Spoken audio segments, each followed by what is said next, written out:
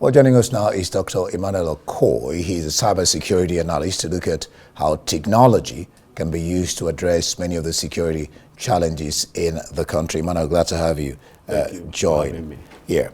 Oh, before we go to that, the story I just read about the collaboration, interagency, that's what they called it. What's your take on the interagency collaboration and the fortunes it can yield to the nation in the fight against terrorism and illicit financing? Yeah, collaboration it's a very immense thing. With development from technology aspect, the use of cyber tools and the use of AI is very, very essential at this point. And looking at what the Minister of Defense is putting together with his team and collaboration from the US, team, it's an emerging technology.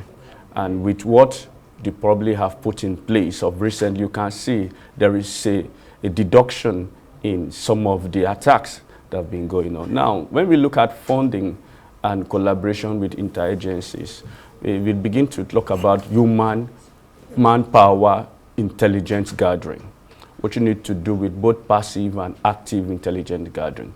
What do I mean? Especially in the cyber world, when we begin to gather information and recognizance that are passive, they are not, enough reasons to, launch any sophisticated or precision attacks. But if you gather information that are reactive, that means they are concrete and verifiable with intelligent technology, you are able to, bypass the level of layers intrusion from the bandit and also the insecurity. Now, interagencies coming together will probably have a way of synergizing probably with those at the field. Now, the military, the army alone can handle this. And sometimes we begin to see that it's only the military that should, go into there. But now we are looking at also the police, the DSC, including even the civil defense coming in to play their part, including even the immigrations too, for border security and all that. I had another analyst here I discussed with, I think yesterday. He was talking about why it's like we're going round and round in circles, that what the army does is to clear the place, but that the police should come in and maintain the cleared place, and we don't have that, and that should happen. That is why intelligence and training is very essential. Some of the trainings that may have been given to the Nigerian police need to do with high-level investigation kind of training. Now, persons who are not trained mostly to use arms to combat crime may not have that holistic understanding so much enough after the army have cleared the beach and they should come in. No, sometimes it's also good that there should be a joint task force team. Yeah. That joint task force team, these people, this set is bringing their own intelligence, they are bringing their tools on board, everyone is bringing their mechanism to, facilitate the process and not just as a way of going around. For me, I still feel that the Nigerian military is doing a lot. I know because the last time I was here, there were a lot of smoke. When I discussed with you, yeah. Yes, but recently, though, that it's just the same thing like in the cyber world, attacks will definitely continue. Crimes are liable to happen because humans think differently. But to an extent, it has been curtailed, though we still have some lacuna that must be filled with level of technology as a way forward. Where is the lacuna? And I mean, you just raised the question yourself. To what extent can the nation employ technology in dealing with this, if you like, hydra-headed monster? You see, you don't just need to work with what you have. For example, you have just the military. No, not with parastatals, private companies, because I speak from an angle of experience. Yeah. There is a team in Russia.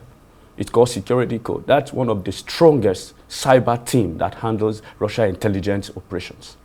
It's a private company, but they're working with the government of the day. And they understand because they are more in the field communicating with everybody. So they develop technologies that works easily to combat such kind of So government co-opted them. Yes, you need to bring these intelligent parastatals, especially the private organizations like we in the field, to help, because there are some things we perhaps have access to that may not be open to everybody at the same time. Now let me ask you these two questions before I let you go. Hafsat Abubakar talked about what she referred to as whole of government in whole of society approach to combating illicit finance. What's he saying? And going forward, how can all this, help in tackling terrorism by curtailing or stopping in its totality the financing? It's very easy. We should have a synchronized database. Everyone that comes here to this country, their database, if it's synergized and completely developed to where you can just have a click and you know where this person is.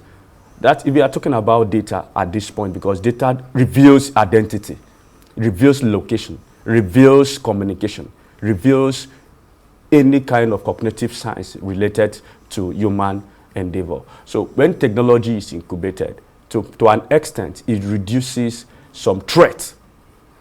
And this information being collected, verified with intelligence gathering, we will be able to have a whole lot of activities, corrupted in such a way where you will be able to go back to the archives to refer what was this person doing 2-3 years ago.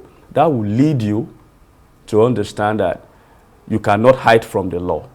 And with persecution, for me, I still feel there is a whole lot to do with the judiciary, because sometimes when some persons are, apprehended, the justice is delayed, and a whole lot of elements are, canvassing for release and all that. So it brings back to the military and also the system why data synchronization is very essential in we'll this leave it context. there. Emmanuel Okoi, cybersecurity expert, how we can use that to tame the question of terrorism and insecurity. Thank you so much for being on the program. Thank you very much.